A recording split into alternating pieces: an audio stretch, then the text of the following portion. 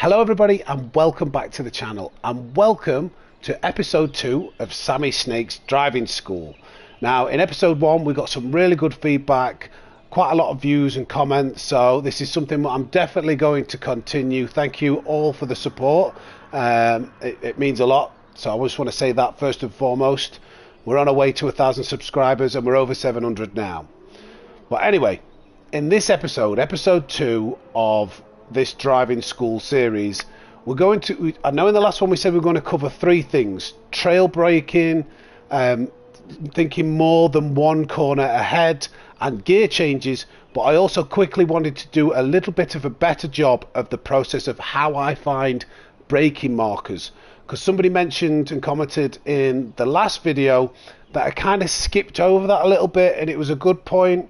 I missed out some things that I do automatically and I don't think of, that I forget that some others might not know. So to start with, I'm going to show you the process that I go through to find a braking marker in more detail that you can apply to every single car and every single track. We find ourselves in the Ferrari 458 at Monza, and we're going to find a braking marker coming into turn 1. So let's jump in and I'll talk you through the process which you can apply to every car and every track to help find consistency when coming into the corners in your racing. Okay, so as we approach turn 1 at Monza, this is roughly the area that we're going to want to brake. So what I'm looking for in this process when I do this is solid immovable references near the braking zone that I can use as markers. So I know, looking in front of me, we've got a 150 yard marker, we've got a 200 yard marker, we've got marshals on the left hand side, and we've got this tarmac, this strip of tarmac in between the grass. One thing that we want to make sure that we don't use are markers that can move. So some people use shadows. You see the shadows of the trees coming across? Depending on what time of day it is, with the weather, dynamic weather, those shadows can move. So we don't really want to be using shadows. And the same applies to some of the signs. So I know that this tarmac on the left hand side won't move. I know the signboard coming off the fence won't move, but if we look, if somebody has a crash and knocks this 200 yard marker out of the way, that won't be there anymore. So those are just some things to consider when looking for a braking marker. You want to try and use something that can't and won't move. So let's jump in, and I haven't driven this car before. I know roughly where we should brake, so we're going to do a little bit of trial and error and show you the process of what I do to find the braking marker, and then give you once I've found a braking marker, I'll do 2 runs back to back so you can see how that really helps to give you consistency. Okay, we're coming up to turn 1. We're in the Ferrari 458, sports hard tyres, not the most grip, but let's try the 200 yard marker. Let's see how that works for us. And I can already tell that is way too late. That is way too late. So we know that's too late. Let's go quite a bit earlier and see how this works. Right, second time round. That was way too late. So let's go quite early and go just before that tarmac that cuts through the grass and see how that works. So just here, just before that tarmac. And I can see that's a little bit too early. See how we come slow into the corner? I mean, it's definitely better than crashing, but that's too early. So let's go again and try a little bit later. Okay, so third time's the charm. We've tried just before the tarmac, we've tried on the 200. We're going to try right on the tarmac as the front of the car gets next to this tarmac. We're going to brake there. And that looks pretty bang on to me. That was a good reference. So as promised, we've tried it first time. We've only gone 3 times. We're going to jump straight into a retry. So you can see there's no editing. and show you how now I've got that braking marker. That's going to give me some consistency to be able to replicate that for every time I come into this corner. So we brake exactly on that tarmac now, and now we know that we should come into this corner pretty much exactly the same. Pretty much, I say. So right on it, and look at that. Look at how consistent that was. And that is the process simplified down, but you can use that same process for every single corner, every single track. Some key points to note though when you are racing. So those braking markers can move slightly. For instance, if you're in the slipstream of a car following, you're going to be coming faster than you normally would because of that slipstream. So remember to brake a little bit earlier than you normally would if you're in the slipstream. And equally, if for whatever reason you come out a little bit slower to the corner, then you may want to brake a little later to push it. And again, maybe the last thing to notice, if you've had an off-track excursion and your tyres are dirty, you've got less grip, you might want to make sure that you brake a bit early. But that, in essence, is the process that you can apply to every single track, every single car, to help give you a braking marker, to give you consistency and better pace when racing. Right, okay, so that's braking markers covered. We're now moving on to thinking more than one corner ahead, and we find ourselves at the Master License International B4 in the Honda NSX around Suzuka. This is a very technical part of the track, and what we're going to do, we're going to leave the Ghost on so you can get a reference for how fast we are going in comparison to the demonstration Ghost, which does not change. And I'm going to show you an example of what I would say how somebody attacks a track corner by corner, and then I'm going to show you how much faster you can go with a little bit of foresight. So before I start this example, the main aim of this technical section is to carry as much speed and as much pace through the entire section, not one corner. And one of the most common mistakes people make is trying to go as fast as they can around the first corner, then as fast as they can around the second corner, and because they've gone too fast through the first two corners, they've kind of lost the line to be able to set up the third corner, which you may have gained half a tenth in the first two, but then you lose 2 or 3 in the third corner. And I'm going to give you an example of what happens when we attack every single corner as hard as we can, and then what happens when we are trying to just carry the perfect amount of speed to go through the whole section and see how much difference there is in pace. And this is what you need to do around the track, or even when you're racing or time trialing. Think ahead, think section by section rather corner by corner. Right, so we're just going to attack every single corner as fast as we can now and just see how fast we can go through this section.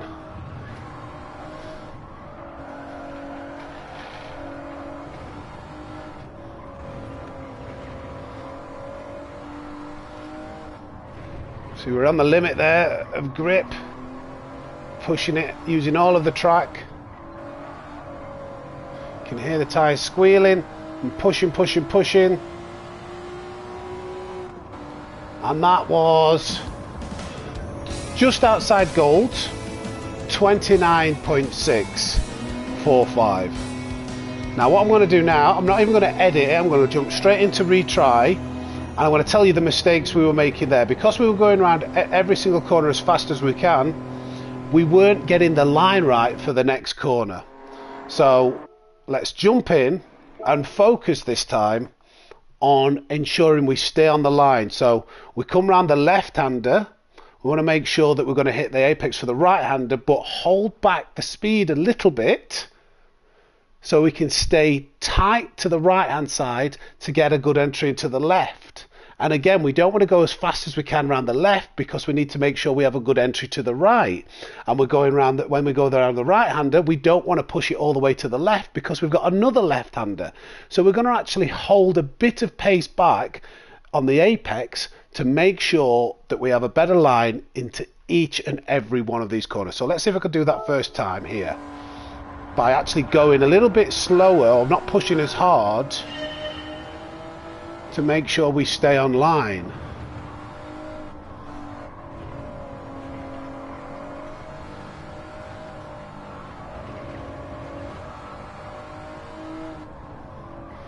See, the tyres aren't even squealing as much. We stay over to the right hand side more here. See how much smoother that is? Well, we've got a bit of wheel spin on the back end to lose a bit of time. But look at that. Almost 4/10.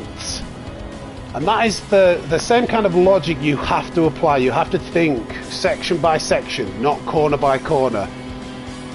No editing there. One attempt, second attempt, 4/10. There you go. Lesson number 2, think more than one corner ahead. Think section by section, not corner by corner. Right, okay, so now we're moving on to gear changes. Now I'm going to have to give you more than one example here of how gear changes can really help you on the track. There's multiple things and multiple reasons why you really need to be driving with manual transmission and not automatic transmission. So the first example I'm going to give you where being in a manual transmission can really help is when we are in a really overpowered car that's rear wheel drive or just has low traction under power. So we're in the Maserati MC20 at International B7, and this is a very hard car to stop the rear tyres from spinning. And what you can do when throttle control is very hard to implement to stop the back tyres from spinning, you can actually just change up a gear. So what would happen if we went in automatic? So in fact, let's do an example of automatic around here and try and get the gold, and then and explain what we were doing and having to do in automatic, and then give you an example of how much easier it can be done when we use manual gears. Right, automatic.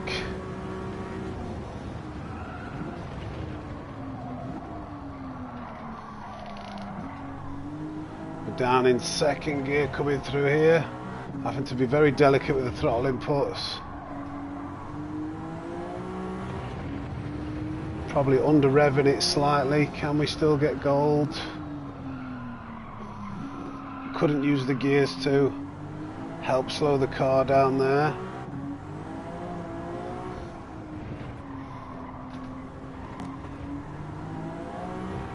Is that going to be good enough for gold? Yeah, okay, good enough for gold.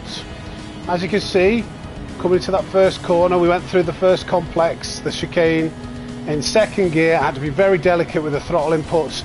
It seemed to be slightly under revving it as well. And then coming into the hairpin, I wanted to go down to first gear. And let me show you and explain to you now why it's easier if we use manual gears. Because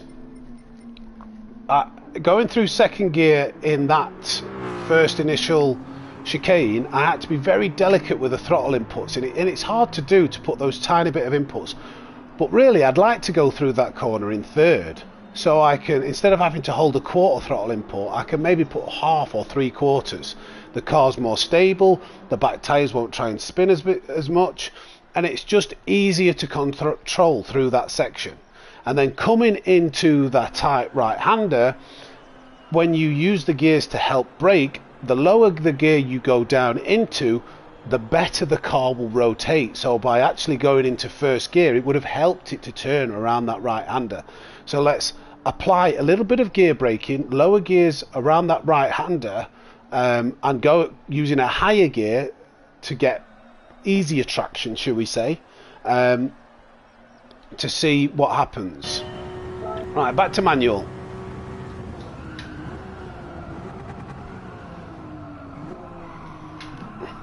Very similar. But I might even use fourth here. You see how much quicker that was, just being able to get on the gas a little bit earlier. Okay, first might be a little bit extreme, but still you can see how that worked.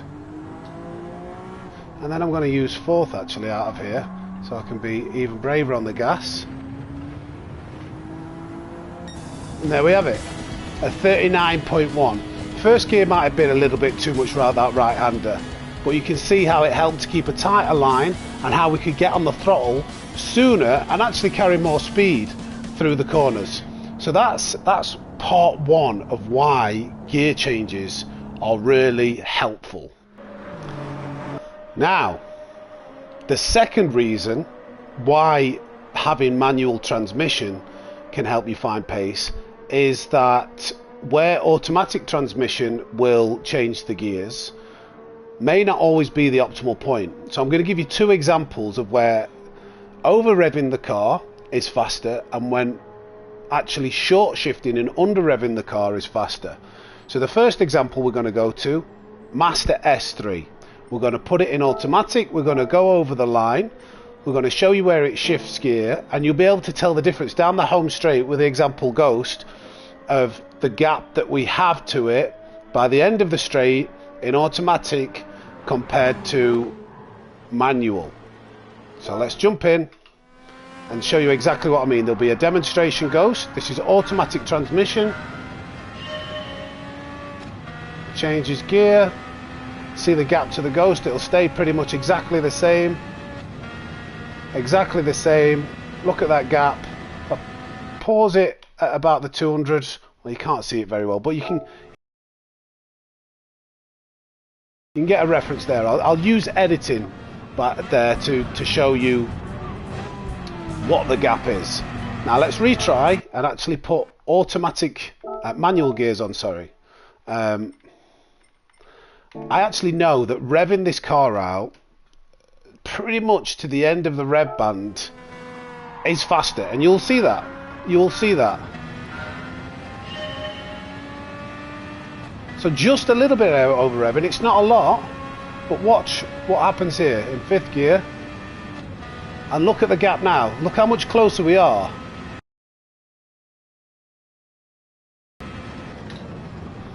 So I know it seems like only a small difference there. There's certain cars that have a bigger and lesser difference, but that's a tenth. That's probably a tenth of a second on one straight. I want to keep this quite brief, but that's just enough to show you that there's gains to be made, and there's 3 or 4 long straights, and you know there's multiple areas where overall on a lap you could maybe find like 2 to 4 tenths just by revving it that little bit more. So that's example one of over revving. Let me show you an example of how under revving and short shifting is actually faster. So for this example, again, I'm going to just go over the start finish line to show you the difference. I don't want to spend loads of time on this, and I'm going to show you the gap to the Ghost when we have it in automatic, and then what happens to the gap if we have it in manual and do a little bit of short shifting. This is actually a trial that I've managed to get a top 10 time on my other account. I'll show you that at the end, and to see how that actually helps. So automatic transmission, gap there, pretty much the same, and I'll pause it. I'll just accelerate just like that, so it's exactly the same.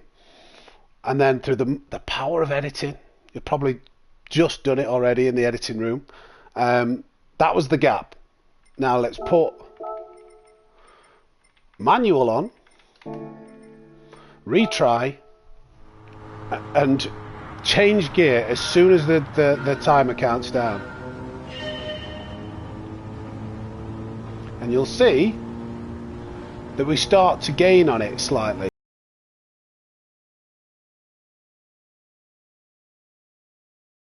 I just wanted to say this probably wasn't the best example. We should have used a longer With the magic straight, of so editing, you can see how we were pulling on that car there. And that is how short shifting can help you. Again, it's around the entirety of the track that will start to gain more time. Not just that small portion, but overall, a bit of short shifting can help. Okay, so we find ourselves at S10 of the master license tests to give you another example of why being in automatic is slower than manual. So for this is the most extreme example I could find, to be honest. So when you find yourself in an old car like this, we're in the 1988 Formula 1 car. I think this is the Senna Formula 1 car. And what happens with road cars and these older racing cars, the time it takes to change gear is quite a lot. They don't have the sequential gearboxes where you change gear and boom, instantly it's in the next gear and it's pulling forward. There's a time period of where it's, I don't know, they're putting it into gear. Probably, I'm not sure what the reason is. And you'll notice it if you tune a car and put it in manual transmission. That's why the performance points go down. It's because there's a time period where they're changing gear. And whilst you're changing gear, and that there's that lull, it's you're off the accelerator and you're not gaining momentum. Now, by limiting the amount of gear changes that you have to do, as long as you're still in the power band, it is much quicker. So in some of the GR1 older cars, coming out of a corner in a higher gear is faster. Because you don't have to go, say if you exit a corner in third gear, get on the gas a little bit earlier, it's much quicker than exiting in second, having maybe, you know, for the first 50 to 100 yards out of that corner, faster acceleration. But overall, because you've got to go to third gear, once you get past that point, the GR1 car carries more momentum and is faster overall.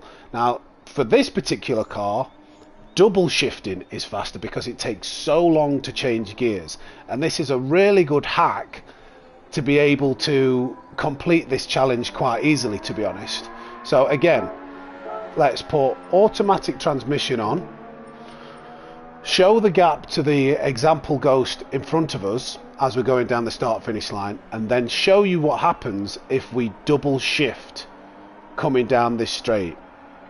And you'll be really surprised at the difference here. This around this track, double shifting is probably worth over a second, maybe 2 seconds. It's ridiculous.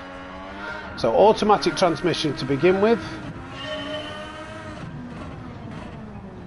I'm going to come out of here probably in first gear. So yeah, then the second. You're going to really see a big difference here. So multiple gear changes. The ghost is pulling away a little bit, so we obviously didn't get as good an exit there, and you can see the gap. And I'll show you again through editing, pause it for reference of what the gap was. Now let's go back, put manual transmission on and show you the difference. Right, we find ourselves in manual transmission now. We're going to exit this corner now in third instead of first, and then we're going to double shift to fifth gear.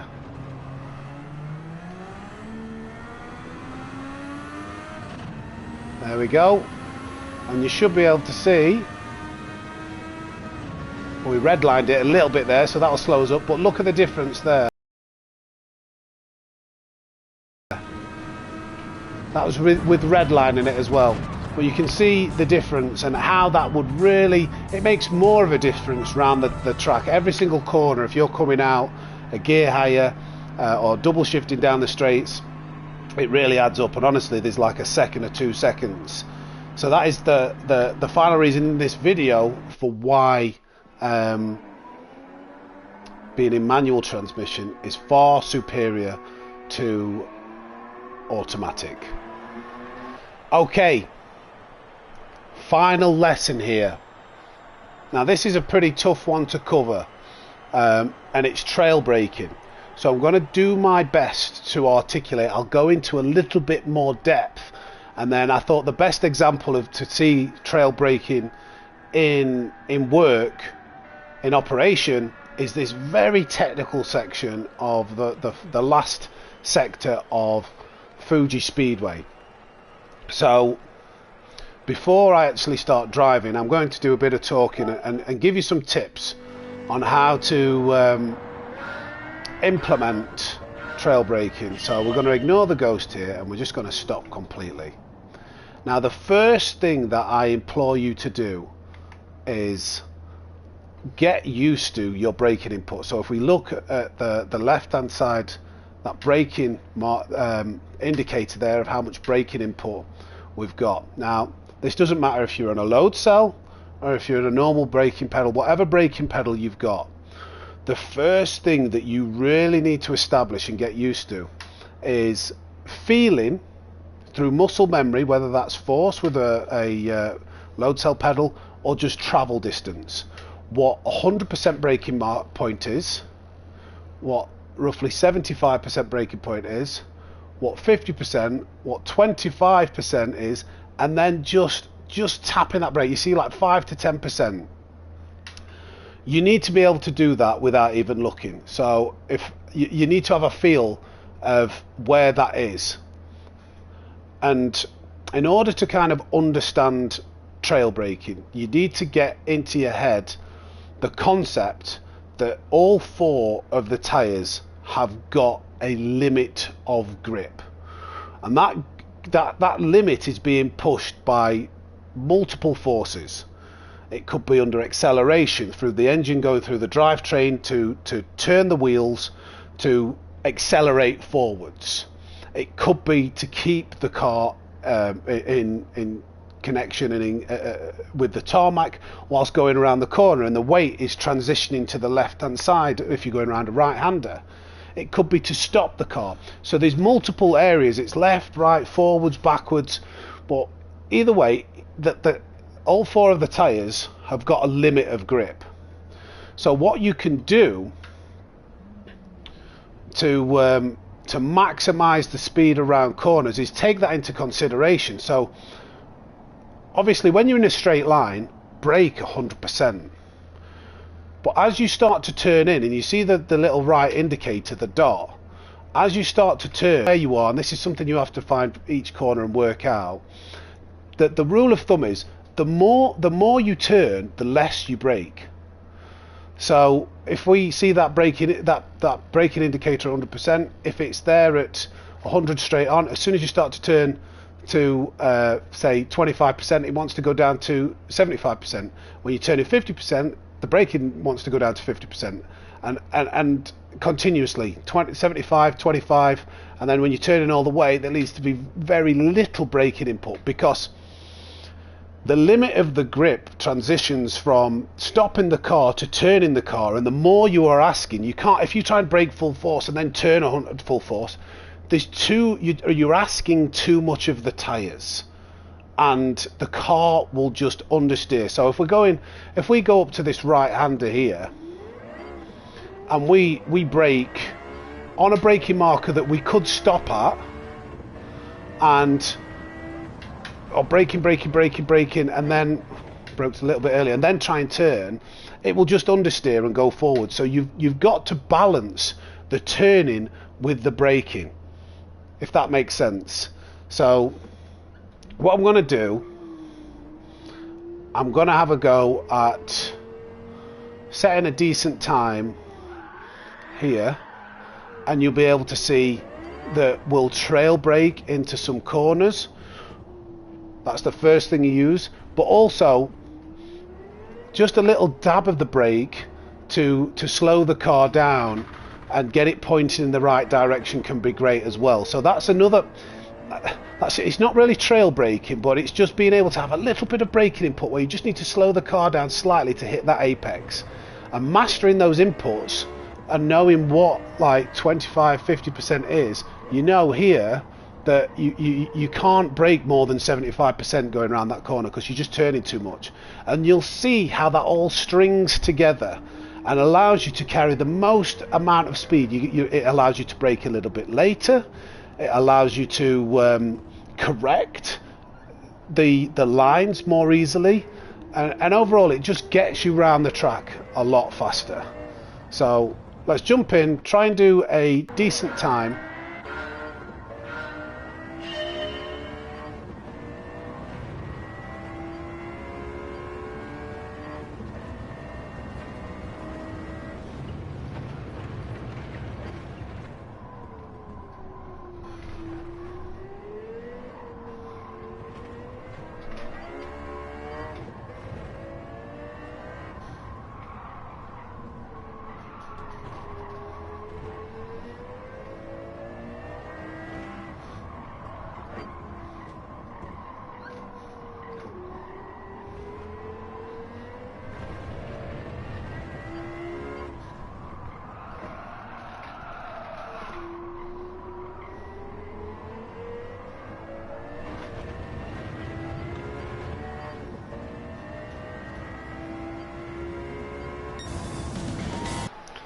Okay, so there we have it. I mean, a 52.5, it's top of my friends list. Good enough, more than good enough for gold. It was over a second. So let's have a look at the replay and analyse what we did there. To be fair, this is quite a good example of a lot of the things in action. What you'll have maybe noticed in that replay or with the Ghost is we were applying a lot of things that we've just gone over. Gear changes in terms of helping with rotating the car, taking a higher gear out of the corner, how that can help. Whether you notice the Ghost had to change gear, and we jumped in front by saving a gear change. That was faster. Not perfect, but by any means definitely fast enough to give an example. So let's get the information on the screen here. There we go, it was already there. So we established a braking mark, which was about 150 yard marker just as we go past it. And as we come down, you'll see, to be fair, I broke a little bit early, so I lifted off slightly. And as we come down into this corner, 100% brake input, 100% brake input, and then you can just see the brakes just starting to trail off as I'm starting to turn the wheel. And that's really allowing me to carry the most. I broke even later than what I would have done if I would have just broken a straight line and waited to get to the right speed and then turned in. We'd be going slow. But because I'm still slowing the car down as we're coming into this corner, I've managed to be able to brake even later. So we're trailing the brakes off. As we're turning even more, the brake input's getting even less. And then we lift off. I didn't need to brake there, but sometimes you might want to dab the brake a little bit to get the front of the nose to point in.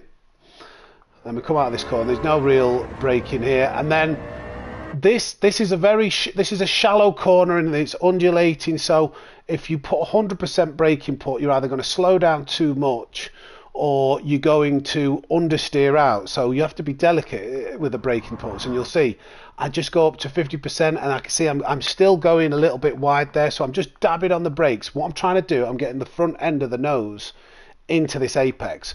So a couple of dabs, 25%, just to get it to slow down enough. We take third gear out of here, which was faster than second, and again, as we're coming around this left-hander, it's a long sweeping left-hander. If we brake too hard, we're going to understeer out. So very little brake inputs, as you can see, less than 50% all of the time.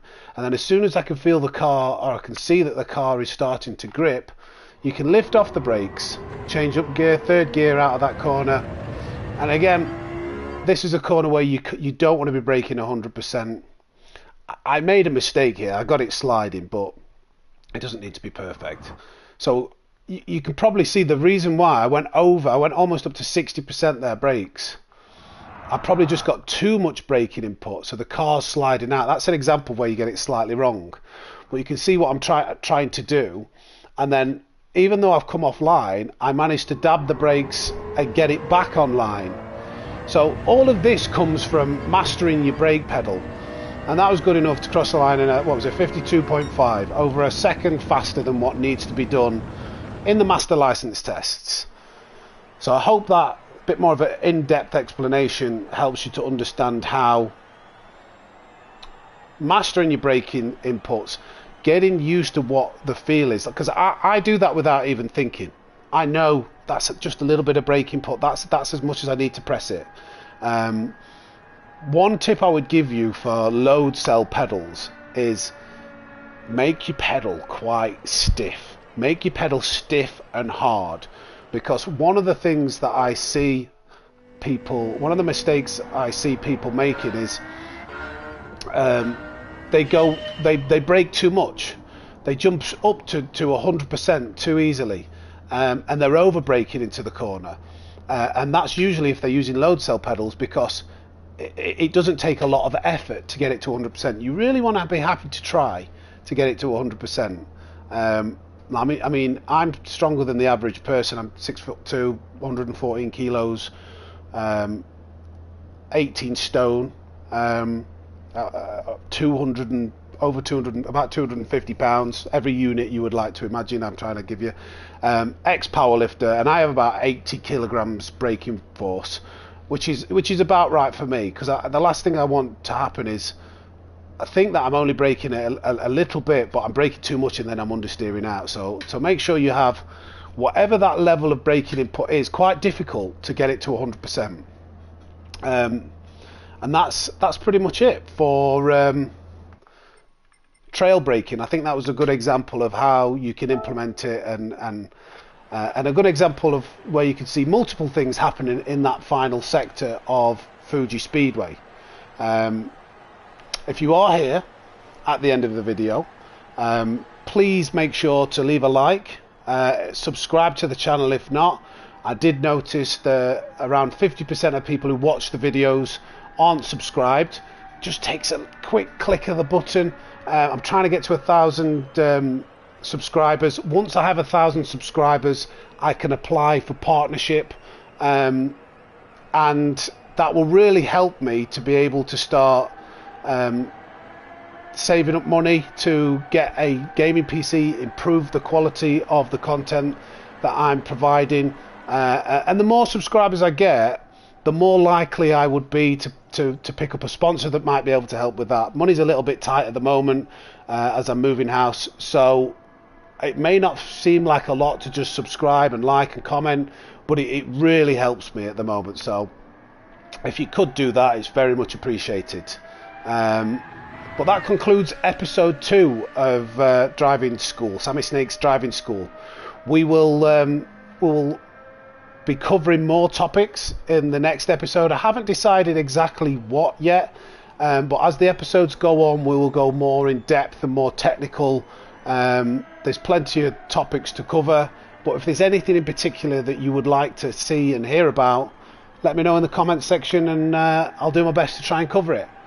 But until the next time, it's over and out from me, and I'll see you in the next video. Take care.